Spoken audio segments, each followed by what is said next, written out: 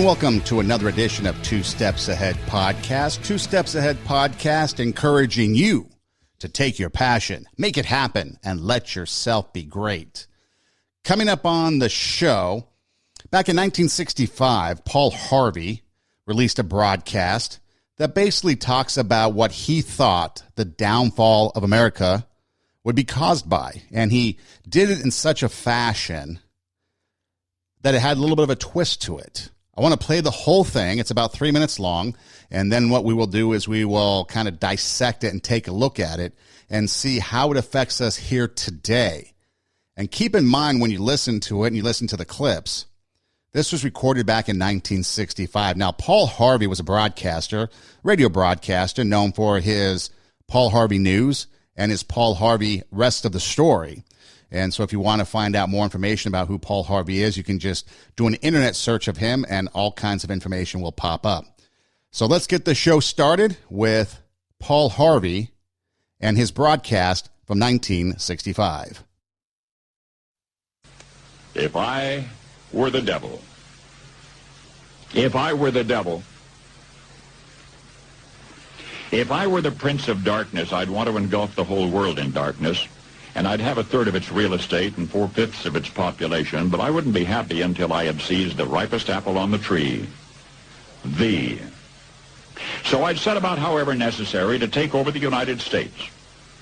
I'd subvert the churches first. I'd begin with a campaign of whispers. With the wisdom of a serpent, I would whisper to you as I whispered to Eve, do as you please. To the young, I would whisper that the Bible is a myth. I would convince them that man created God instead of the other way around. I would confide that what's bad is good and what's good is square. And the old I would teach to pray after me, Our Father, which art in Washington. And then I'd get organized. I'd educate authors in how to make lurid literature exciting so that anything else would appear dull and uninteresting. I'd threaten TV with dirtier movies and vice versa. I'd peddle narcotics to whom I could. I'd sell alcohol to ladies and gentlemen of distinction. I'd tranquilize the rest with pills. If I were the devil, I'd soon have families at war with themselves, churches at war with themselves, and nations at war with themselves, until each in its turn was consumed. And with promises of higher ratings, I'd have mesmerizing media fanning the flames. If I were the devil, I would encourage schools to refine young intellects, but neglect to discipline emotions. Just let those run wild. Until before you knew it, you'd have to have drug-sniffing dogs and metal detectors at every schoolhouse door. Within a decade, I'd have prisons overflowing.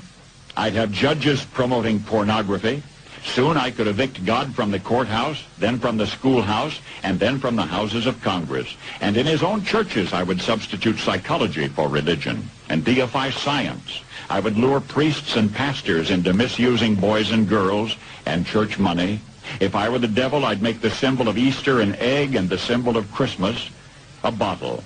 If I were the devil, I'd take from those who have and give to those who wanted until I had killed the incentive of the ambitious.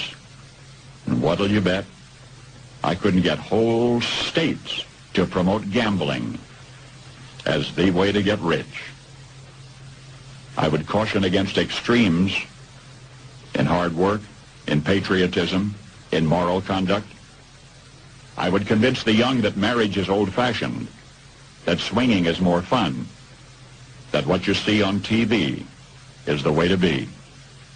And thus I could undress you in public, and I could lure you into bed with diseases for which there is no cure. In other words, if I were the devil, I'd just keep right on doing what he's doing. Paul Harvey. Good day. So again, Paul Harvey in 1965, a broadcast talking about basically the downfall. If he were the prince of darkness, the devil, how he would take down America. And basically, as you listen to it, is it shocking? I mean, it kind of is shocking that someone in 1965 could talk about how we are today. Fortunately, I'm not old enough to know what it was like to be in 1965, but maybe listeners out there that maybe you were around in 1965 and know what it was about. Obviously, there might have been other issues going on in 1965 that are similar but yet different. You think about, the social causes, civil rights, for example. I think we were just starting to get into, free love. You think about 1967, 68, 69, the summer of love was 69. You start to have, the counterculture movement, the hippie movement. And so there's probably some things going on in 1965 that are somewhat similar today, but I don't think they were as bad as today in a lot of the things that he's talking about. And so as we break this down, that's one of the things that I want to talk about here is kind of go through this piece by piece and reflect on how it is today and how it's affecting us today. And are there steps or things that we can do to make it so that this doesn't come fully true? Or have we gone past that? Are we beyond repair, as they say? So the first thing he talks about is do as you please. So again, here's the first cut, the first portion of it as he started out his broadcast in 1965. So I'd set about, however necessary, to take over the United States. I'd subvert the churches first. I'd begin with a campaign of whispers. With the wisdom of a serpent, I would whisper to you as I whispered to Eve, do as you please. Are we not in a society today where everybody does as they please? We're narcissistic. Me first. How can this benefit me? What can I get out of this? That's the society that we live in. If we're honest with ourselves, we will realize that. We'll know that. But how did we get there? The whispers. You deserve something. You deserve something that maybe you didn't earn. You deserve something because they got it. Do as you please. So today we live in a society that lacks responsibility is basically what it comes down to. If you're responsible for your actions, for your words, for things you do, then we're not doing as we please. We might do as we please, but we take responsibility. Now we take a look at the criminal court system, and the criminal is the victim, and the victim is the offender. I mean, we have a new district attorney here in Los Angeles. I think there might even be a recall going on, or at least attempts to, who is trying to, and again, if you're the district attorney, you're the top cop, right? You're supposed to be prosecuting the crimes. Well, he's a George Soros-backed district attorney, and he's doing the opposite. He wants to make offenses for criminal activity less, take away enhancements that would call for things like the death penalty or life in prison without parole. He wants to let criminals out. Maybe send some of them to a divergent program. Now, that might be a good idea, but the purpose, the intent behind it is to let criminals out because he's against the penal system. We have defund police. We have criminals out there screaming defund police as they commit crime. Well, of course they want to defund police. We have a lot of people calling for the end of the justice system. No jails, no police. Well, that would lead to anarchy. Do as you please. And when you take a look at, for example, our district attorney, or here for Los Angeles, George Gascon, he has a lot of liberal people supporting him. Kamala Harris, Bernie Sanders, Elizabeth Warren, California's governor, Gavin Newsom, L.A. Mayor, Eric Garcetti, Black Lives Matter co-founder, Patrisse Cullors, a labor leader and civil rights icon, Dolores Huerta, and, of course, the former chief of LAPD, Charlie Beck. You take a look and you do a deep dive into what these people believe in and what they're about, and you'll see it's liberal. I mean, we've seen what Eric Garcetti, we live in a city where Eric Garcetti, before he was a mayor for 8 years now in Los Angeles, he was the president of the city council. 19 years, I believe it is. So he's been in charge of the city of Los Angeles in one way or another for nearly 30 years, and things have gotten worse because he does as he please. He doesn't care about the constituents, because if he did, he would solve some of the problems that continue to snowball and get bigger and bigger. Homelessness is out of control. Taxes are higher. We're supposed to stay home during the summer of COVID, but yet he's out there protesting, no mask, on his knees, trying to appease the Black Lives Matters because the co-founder, all of them in cahoots. Now, you can believe your political ideology, but think about 1965 when Paul Harvey's talking about this. This is where we've come today. Now, society has always been about do as you please. Like he said, whispers to Eve. Ever since you go back to the Garden of Eden, society, people have been doing as they please. So, self. The worship of self. Me first. That's always been a part of society. But when you take a look at protesters in the streets burning down businesses, buildings, with no regard to the people whose businesses and buildings they're burning them down in the name of justice, yet they're committing crimes. You see pictures of white people screaming at black cops, screaming Black Lives Matter. Really? You have people accusing Brett Kavanaugh, sexual offender, sexual predator, Kamala Harris disrupting the congressional hearings for the Supreme Court. But yet when Tara Reade accuses Biden, we don't believe women anymore. We want to defund police, but yet when a alleged squirrel becomes a nuisance, then what do? You call the police. And so when you don't have a conviction of some sort of morality, and I think that's what it comes down to, you have to have a sense of morality. You have to have a sense that if you're going to believe all women and at least give women the opportunity to present their case, you've got to do that. Governor Cuomo in New York, how many women have come out against him? Governor Cuomo in New York putting COVID patients in the nursing homes. There's been a cover-up as to how many deaths actually occurred from that. He's gotten $5 million writing a book on how he handled the COVID crisis. And you start looking at all these people, and it's the whispers. It's the little deceits. It's their own self that's whispering. Do this because this is better for you. Do that because you're entitled to that. Do this because you're above the law. Do this because it can make you money. You know, a lot of people say that that money is the root of all evil, but when it comes down to it, it's the love of money that is really the root of all evil.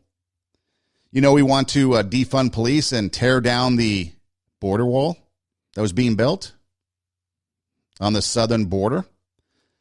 But those same congressional leaders that are calling for defunding the police and tearing down the wall, the other wall, they're in D.C. hiding behind the National Guard and security fences and keeping the congressional building under lock and key when it's the people's building. No, it's theirs. They do as they please. Take a look at the mask mandates. Take a look at the lockdowns. Gavin Newsom. Stay home. Business is closed, except I'm going to go to the French Laundry and have dinner with a bunch of medical people. I'm going to keep my vineyards open, but you can't do that. Governor of Michigan, stay home, don't travel. She heads off to Florida. And a countless number of other politicians that tell you one thing and do another. Do as you please. And that's how it begins. And Paul Harvey there talks about the ripest apple on the tree. At one time, the United States was the ripest apple on the tree. I don't think we're all that way anymore. I think we are a spoiled bushel of apples, you know. The other thing, too, that kind of starts this off as Paul Harvey gets into his broadcast from 1965 is he talks about faith. Whether you believe it or not, the country was founded on religious freedom. The reason why people fled England was the Church of England. They wanted to have their religious independence, worship how they wanted to. And a lot of people will put out there and say, oh, it's the separation of church and state. That means you can't have religion in government, and government can't be in religion. Well, that's not what it was. It was a state-run government that was being forced upon people in England, the Church of England, and they wanted to worship separately from that. And so they'd get persecuted for that, and that's why they left. Now, the 1619 people will tell you it's all about slavery. And sure, slavery is a part of the American history. But what about Leif Erikson, the Viking? He came to America, Greenland supposedly, 500 years before Christopher Columbus was even born.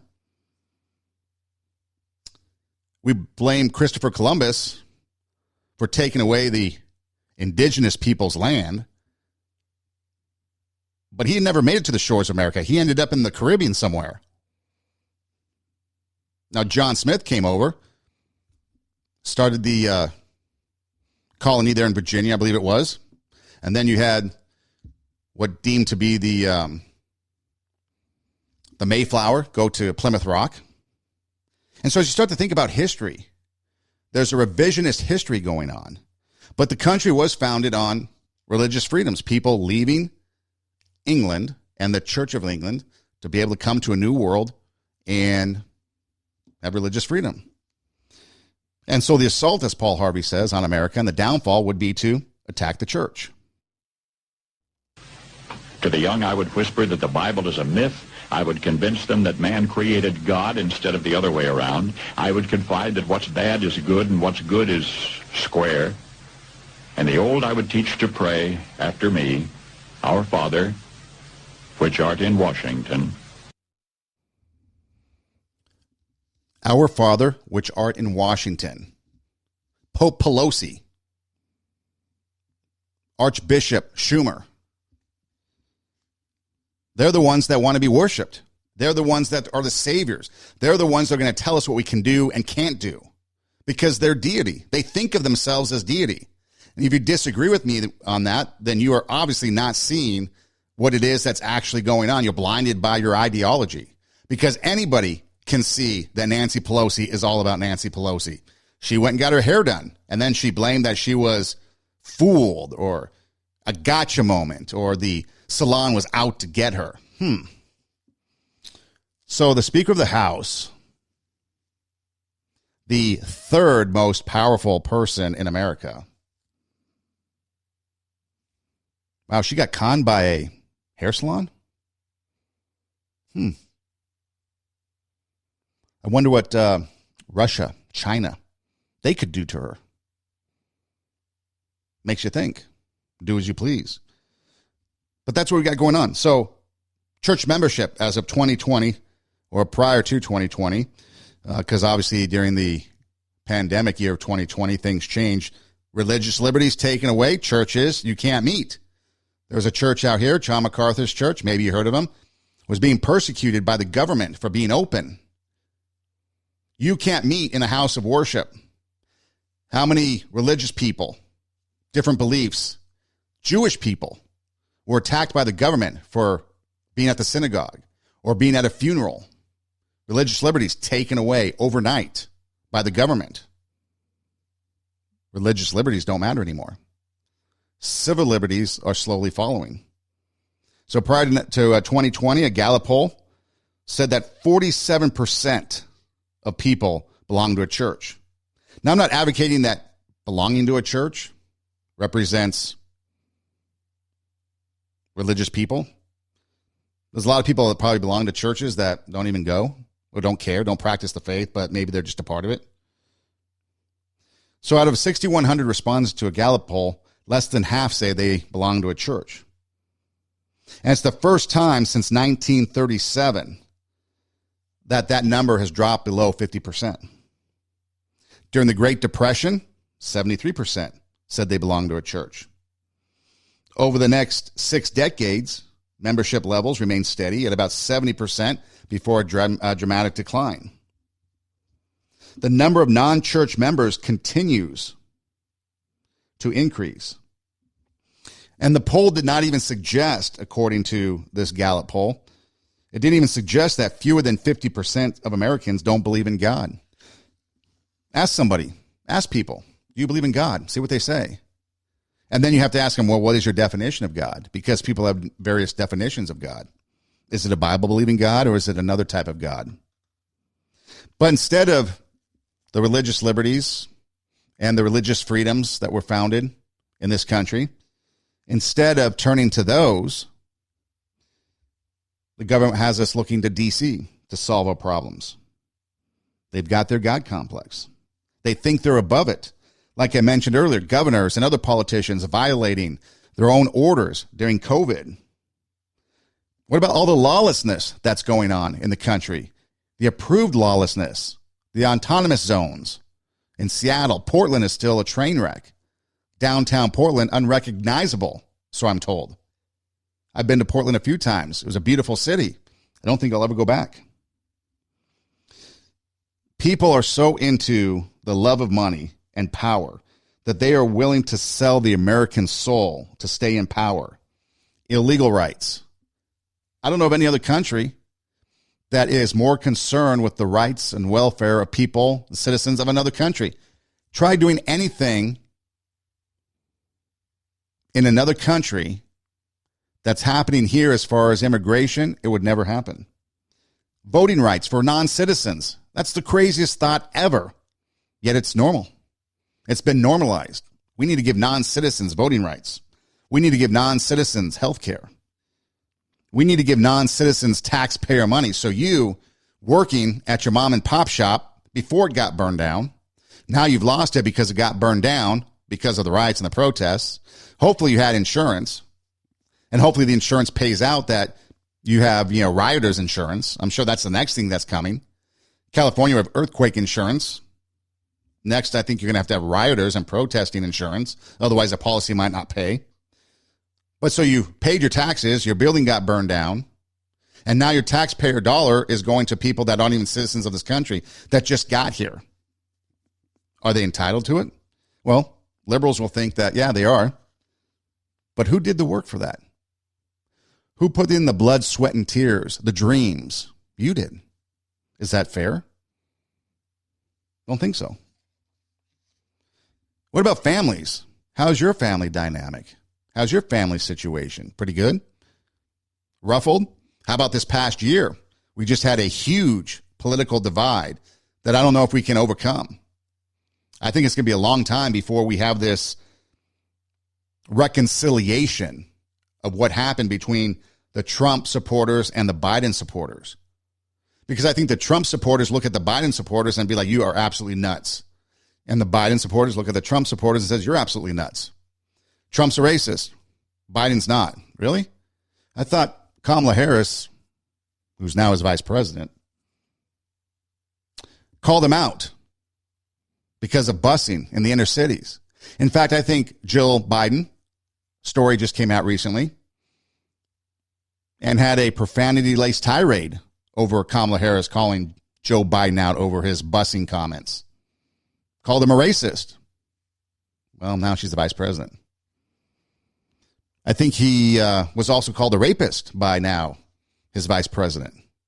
But do as you please, because, I can be the vice president. I can overlook the accusations because I have no moral code.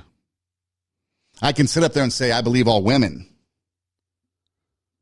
except Tara Reid, except the people that accused Bill Clinton. It took a stained dress of Monica Lewinsky before people actually started to believe that, yeah, there might have been something going on there.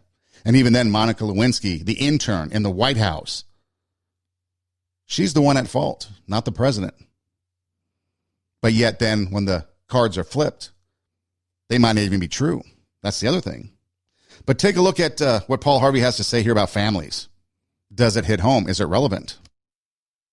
If I were the devil, I'd soon have families at war with themselves, churches at war with themselves, and nations at war with themselves, until each in its turn was consumed.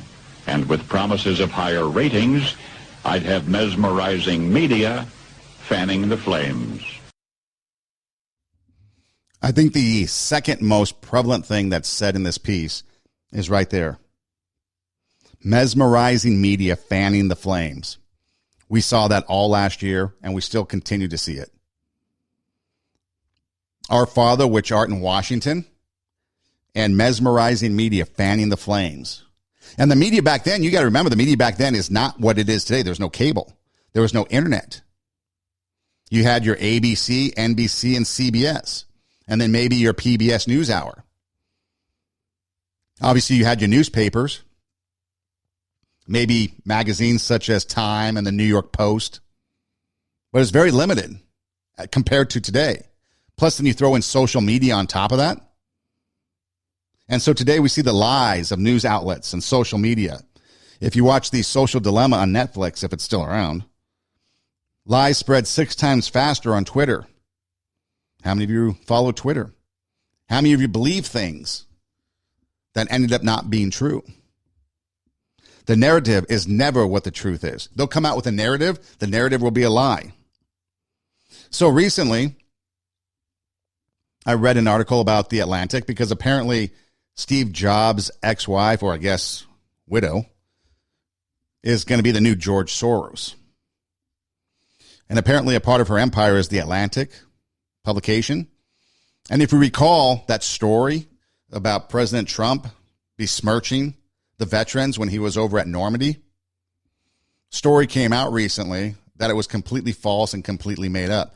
Now, back then, people realized and knew that it was, but other media was defending it. CNN, MSNBC, CNBC, they were defending the story, saying it was true, it was accurate. Completely made up. Do the search yourself. Check it out. Go beyond the headlines. Go beyond what cable news tells you, what the news sites tell you.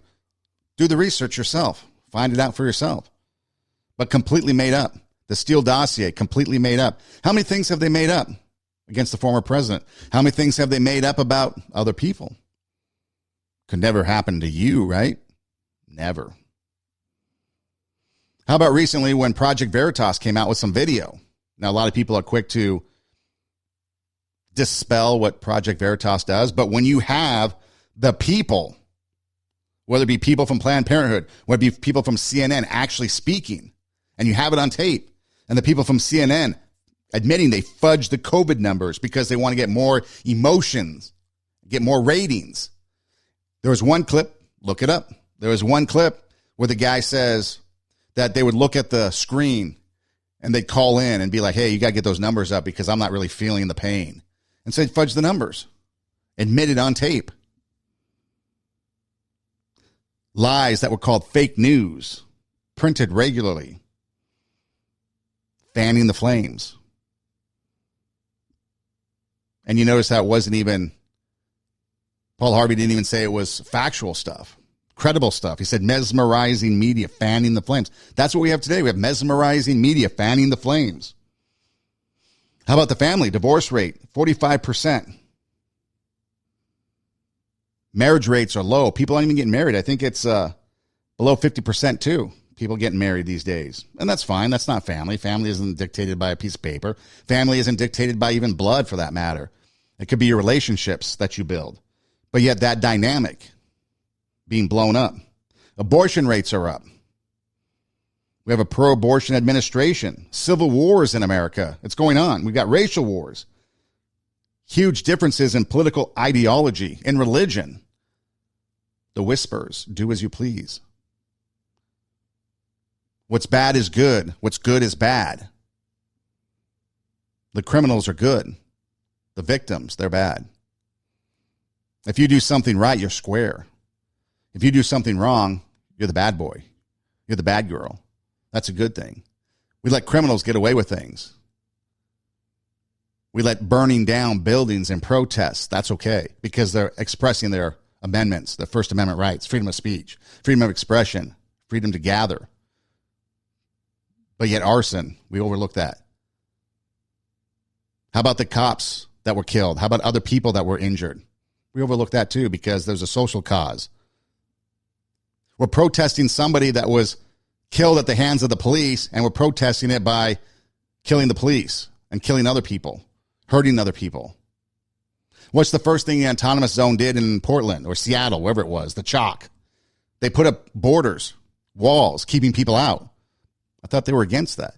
They had martial law. They had armed guards roaming the city blocks. I thought we were against that. No. Do as you please. They just wanted to do it. So the country founded on freedom of religion, and we've kicked religion to the curb. We've kicked family to the curb. We've taken our political ideology, and that's become God. We've deified politicians. They have God complexes. And where do we end up? Where we are today in America. Here's another clip, the next clip from Paul Harvey. Again, 1965 is when this broadcast took place. Soon I could evict God from the courthouse, then from the schoolhouse, and then from the houses of Congress. And in his own churches I would substitute psychology for religion and deify science. I would lure priests and pastors into misusing boys and girls and church money. If I were the devil, I'd make the symbol of Easter an egg and the symbol of Christmas a bottle. And that's what we've come to today. 59 years ago, or thereabouts, I guess. You can do the math depending on what year it is. June 25th, 1962, the U.S. Supreme Court declared school-sponsored prayers unconstitutional. You know, I'm actually okay with that. Nowadays, I would not want religion in schools because who knows what kind of whacked-out nut job religion would be preached. I mean, we already have critical race theory. We already have 1619 Project. We already have all these social justice awareness, transgender ideology being taught. And not for the purpose of education, not for the purpose of educating. No, it's for indoctrination, acceptance. You should believe. You need to believe. You have to believe that this is the truth. Is it?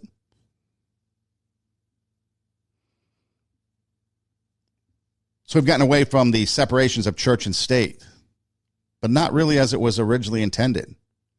It was intended that the separation of church and state would be that the state could not have a state-sponsored church that everybody must be a part of.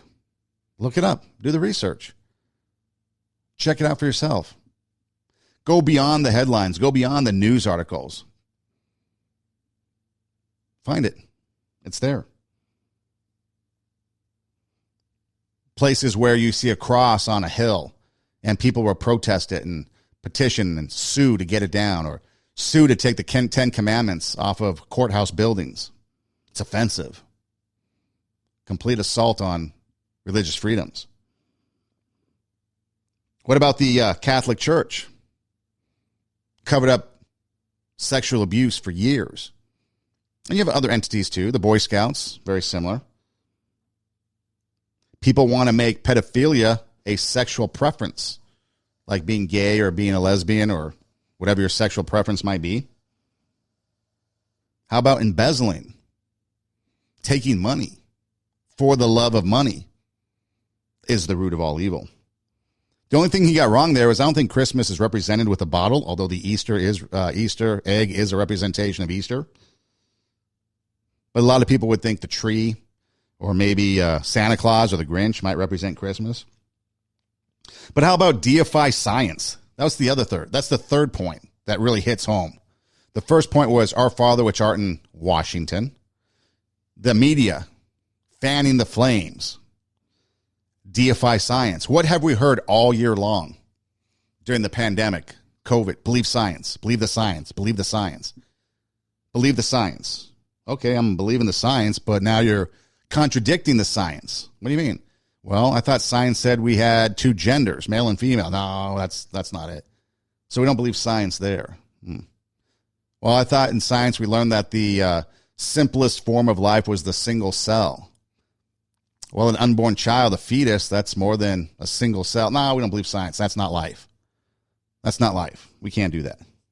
Well, when do we believe science and when don't we? So not only have we deified science, we've deified science only when it fits our agenda. If it doesn't fit our agenda, then science isn't God. If science fits our agenda, yeah, then science is God. We need to trust it. What about ambition? What about people that are out there trying to make it for themselves? What about those businesses that were started from scratch? People that have gone on and sweat, blood, tears to create something. What's happened to those? What'll you bet? I couldn't get whole states to promote gambling as the way to get rich. I don't know about you, but how many times have you been maybe at a convenience store? Maybe you run in just to get something to drink, a drink of choice. And there's a little bit of a line. Convenience store for me is in, out, and you're done, right? If I wanted to spend any amount of time shopping for food in the store, I go to the grocery store. But so I jump into the convenient mart to grab something. Lo and behold, person at the front. I'll take this one. I'll take this one. I'll take two of these. This. Buying lottery. Now, that's fine if you want to buy it. But in all honesty, they don't look like the people that should be spending money on lottery tickets. Not judging. They say you can't tell a book by its cover, but you can sure tell much how it's going to cost. Shouldn't be buying lottery tickets. There's a hope. Faith put in a chance of winning. What about the California State Lottery? If you were around back then when it first got started, the promise was money for schools. If we pass this and have the California Lottery, money for schools, schools will never have monetary problems ever again. Do you work in a school? Are you a teacher? How's that working out? How's the funding working out? Lottery's been around for a long time. What about gambling on sporting events? How many of you bet on the Kentucky Derby, horse racing? I love the races. I put a few bucks down. My horse didn't come in. But I put a few bucks down because it was fun. But people will drop their life savings at the chance. A wing and a prayer. Even though odds will be like 1 in a gazillion. Like basically no chance at all that you're going to win. I'm still going to do it because people have won. And then what happens to those people that win? Chances are they go broke. Look at Mike Tyson. Mike Tyson had all the money in the world, went broke. Name any athlete, went broke. Musicians got broke. $227 billion spent on gambling in 2019. I believe that was worldwide. California gets $7 billion from lottery. But again, where's the money for the schools? Where's the money for infrastructure? Where's the money for the homeless? Where's the money for people that are poor and hungry? No, we got to raise taxes because we need to use that lottery money for other things. Lies. Do the research. Find out for yourself what it's about. And that's the saddest thing. You look at people that actually had money. I think it's worse to have had and lost than never to have had at all. Could you imagine what that's like? I couldn't. Here's the next clip. I would convince the young that marriage is old-fashioned, that swinging is more fun, that what you see on TV is the way to be. And thus I could undress you in public, and I could lure you into bed with diseases for which there is no cure.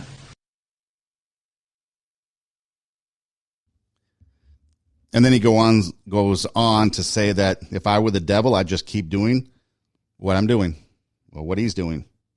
But that's what it is. I mean, you take a look at, the fantasy of what you see is always better than the reality. How many times have you seen that stereotypical girl from Kansas or wherever small town she's from comes to LA, she wants to be a superstar, ends up working in strip clubs? How many people do you know wait tables because they're an actor? The fantasy is better than reality. You look at all the people that came out here and had their dreams shattered. They're doing adult movies. They're being sex trafficked, drug abuse. What about diseases such as AIDS? No cure. Hepatitis B, herpes, no cure. Do as you please. No thought of consequences. No thoughts of what could happen. No thoughts of responsibility because something else will take care of it. Something else will handle the problem. There'll be a solution.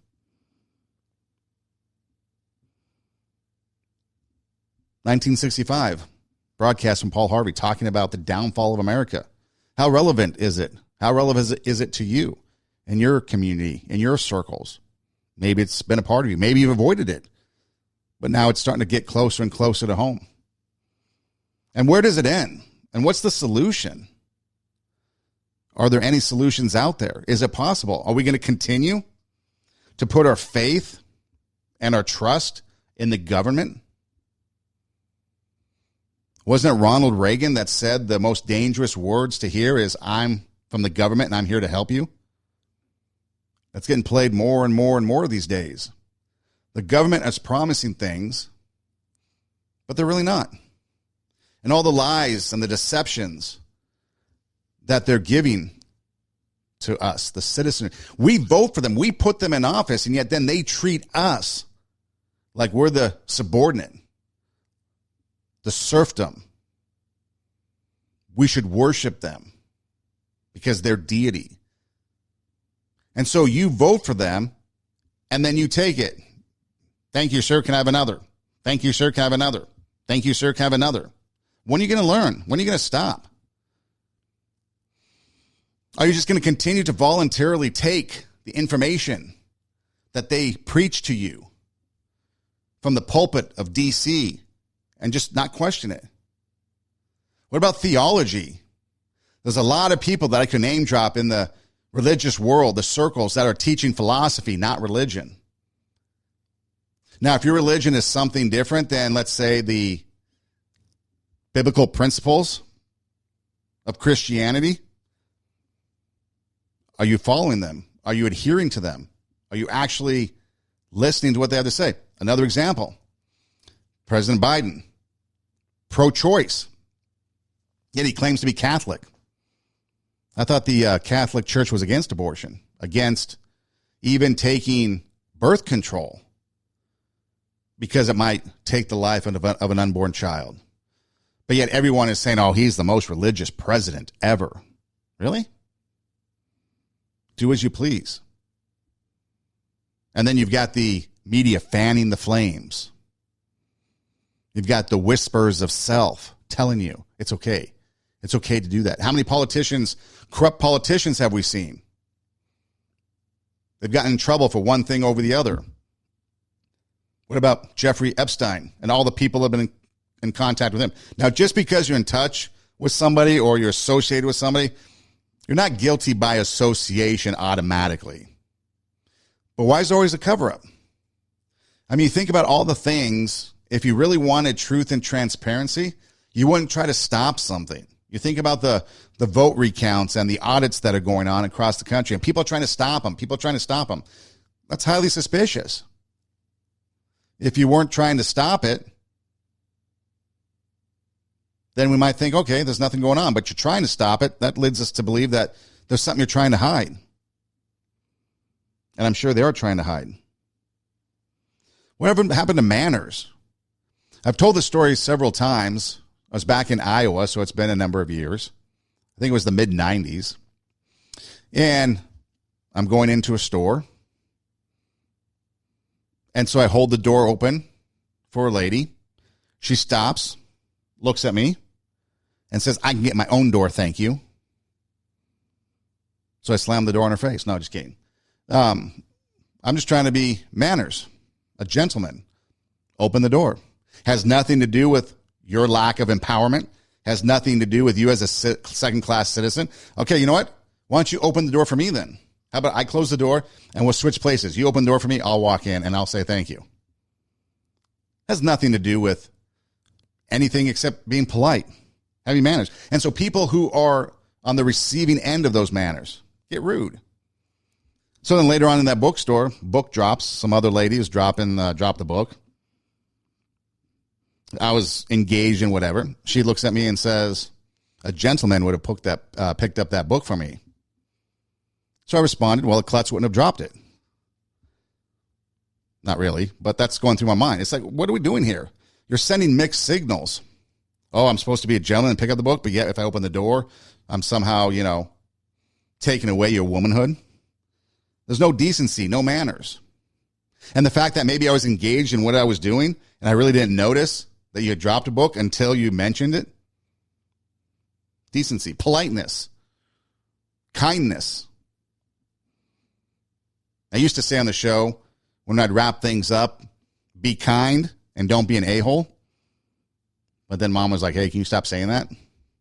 So I did. But kindness. What about kindness? Can we just be kind to people?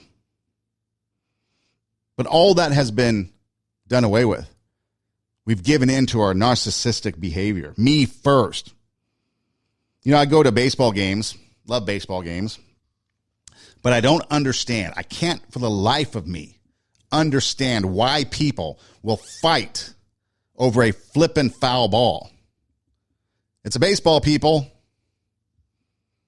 I know player so-and-so hit the foul ball. Go to the store and get one. Or Black Friday sales. How many people have gone crazy? Remember the movie Jingle All the Way? I never saw it, but there was a fight over a toy, right? Was it the Tickle Me Elmo doll way back when? Everyone was fighting over? What are we doing? Morals have declined.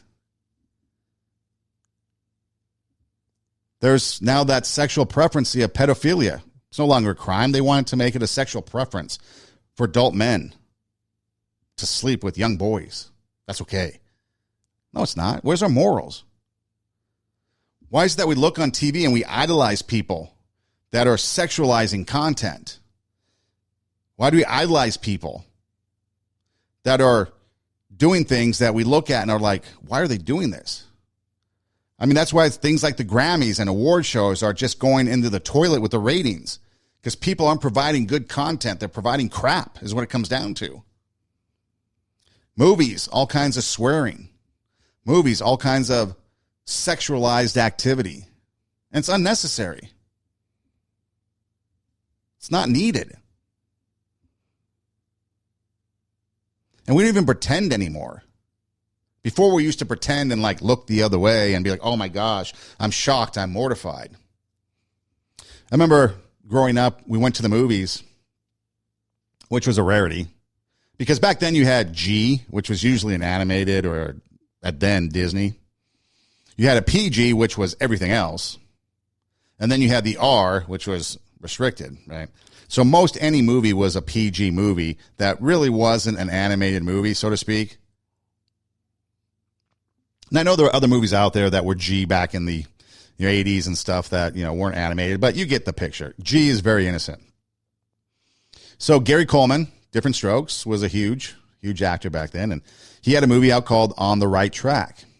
I guess he was kind of like a homeless kid or something living at the train station. And we're going through the movie, and all of a sudden, one of the adult characters in the movie said one swear word. S-H-I-T. That was the only. Our parents were up in arms about it. And rightfully so. It was unnecessary. Okay? So think about it. Maybe within a decade, if that, we've gone from parents getting upset over one word that now we don't even bat an eye when we hear it. We even bat an eye when we see things that we shouldn't be watching. Kids shouldn't be watching. Kids are exposed to things. We don't care because we've been desensitized to it. It's been normalized. And that's what it is. In the beginning part, the devil whispering to Eve, do as you please, the whispers. That's just us, the self-whispers, telling ourselves. We've got the devil on one shoulder, the angel on the other. I think we've kind of kicked that angel to the curb. Now we've got two devils going at it. What can we do worse in society? How can we make society worse? Put us first. Drugs are being legalized. Marijuana is the biggest one, getting more and more legalizations.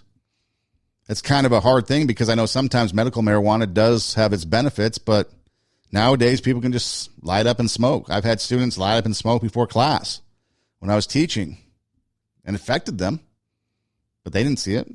But we're legalizing drugs. I think, Portland, Oregon, maybe? One of those states up north, you can actually, I think hardcore drugs are becoming more and more legal. I think they just had some legislation passed in the last election, or at least the election of 2020. The Constitution is being obliterated by the deity of Congress. Citizens' rights are being crapped on, your religious freedoms. How about now all these forced mandated vaccines? I know you're vaccine and COVID fearful people like, oh yeah, it's good. You don't even know what's in it. It's not even FDA approved as of this broadcast. What was approved was the emergency use of it, but the vaccine wasn't even approved. We don't know what's going on with this thing. And everyone's just buying into it because the deity of science, the deity of Congress telling us. Gun laws. People are like, oh, yeah, we don't need guns. We don't need guns. Really? We have the right to bear arms. It's in the Constitution. You can't change that.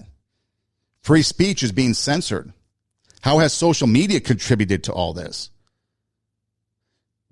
If you think that as social media, it's okay to censor the former president, well, then you've got a serious problem. Oh, it's okay. It's okay to censor him because he says bad things. But yet when Trump supporters say, oh, we should censor someone on your side, no. That's where we're at. Do as you please. There's no fairness. There's no virtue. There's no truth. There's just my way.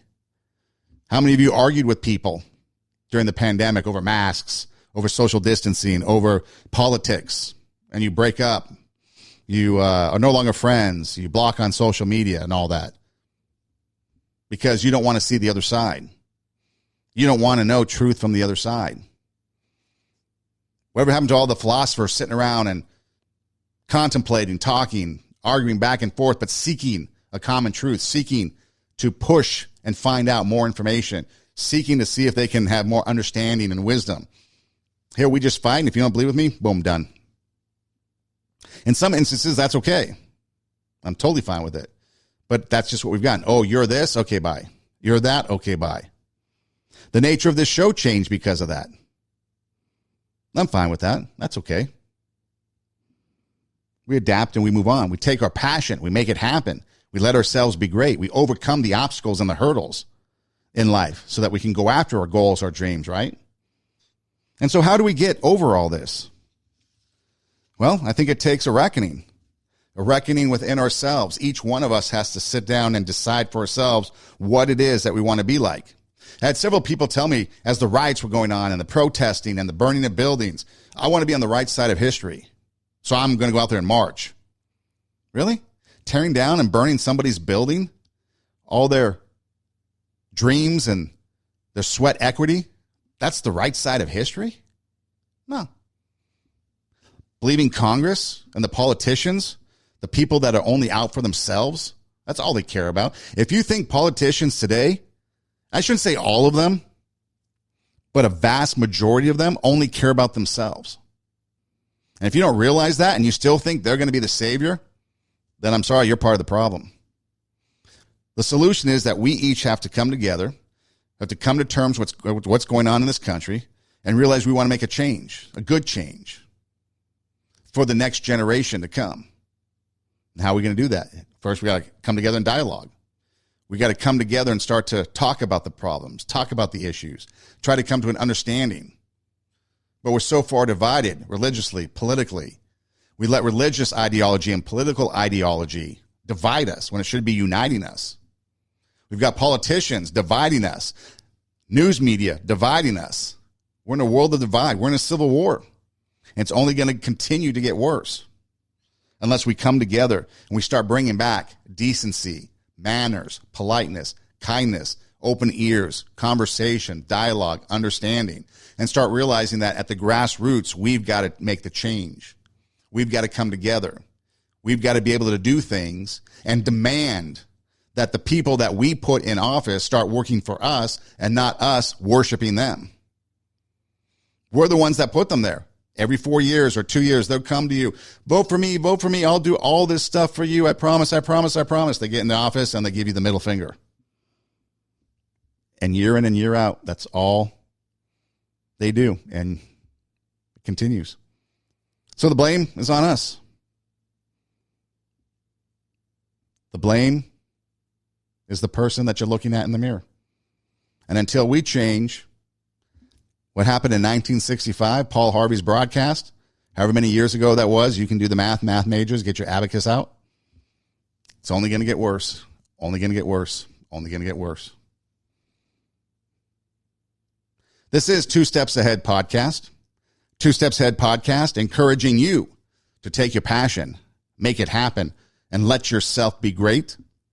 You can find us on Instagram. There are actually two Instagram accounts. The show Instagram, which is Two Steps Ahead Podcast, TWO, Two Steps Ahead Podcast. And then there's my personal account, which is Edem Rocks, EIDEM ROCKS. If you go to either one, the Two Steps Ahead is more show content. My personal one has a mixture of show content plus, some personal content, pictures and stuff. So you can kind of get an idea about who I am and what I'm about and things that are interesting to me and stuff like that. But there's a link in the bio of either page is the word I'm looking for. If you click that Linktree link, options will come up. There's the option to go to our YouTube channel and watch the videos. There's the option to go to our SoundCloud account and listen to the show, download the show, and take that audio portion with you on the go. There's options for Pandora, Spotify that you can go to. There's the swag shop if you want to buy merchandise, like maybe the cool shirt I'm wearing if you're watching on video. So there's all kinds of options there. Also, there's the RadioWarp.com. RadioWarp.com is the webpage. There's a link in there to go to Radio Warp. You click Radio Warp. You can listen to RadioWarp.com. We're on there Mondays and Wednesdays, 11 a.m. and 8 p.m. Pacific time. We broadcast the show. And as of now, this broadcast, we're on Tuesdays, 10 p.m. Pacific time live. But you can also listen to us on demand anywhere you listen to podcasts as well. You can, hey Siri, hey Google, Alexa, put on TWO, Two Steps Ahead Podcast. We pop up. So you can find us anywhere. Just Google search, internet search, and we pop up. So we're pretty much everywhere. But what I recommend is, you subscribe to our YouTube account. You'll get a notification when a video posts. It usually, as of this moment, posts every Friday around noon Pacific time. And then the SoundCloud account, again, you can subscribe to that and get notified and have the audio with you, and you can download it and take it with you on the go. We also have phone apps for the RadioWarp.com. Just go to your app store and search Radio Warp app. Include the app in there, Radio Warp, W-A-R-P, Radio Warp app. And you can take us with you on the go. There's also some great music, other podcasts, and all kinds of cool things going on there 24/7. We'd like to thank you for listening. We appreciate your support. Again, reach out through Instagram. You can also email at Gmail, twostepsaheadpodcast@gmail.com. That's TWO, twostepsaheadpodcast@gmail.com. So reach out. Let me know what you think. Check out the Instagram. Again, you got the Linktree links that will take you to all the necessary places that you need to go. And again, if anything else, just internet search TWO, Two Steps Ahead Podcast, and you'll have ample information right there. Hey, thanks for listening. Do tell a friend. Be kind. And remember, take your passion, make it happen. Let yourself be great. This is Two Steps Ahead Podcast. We'll see you next time.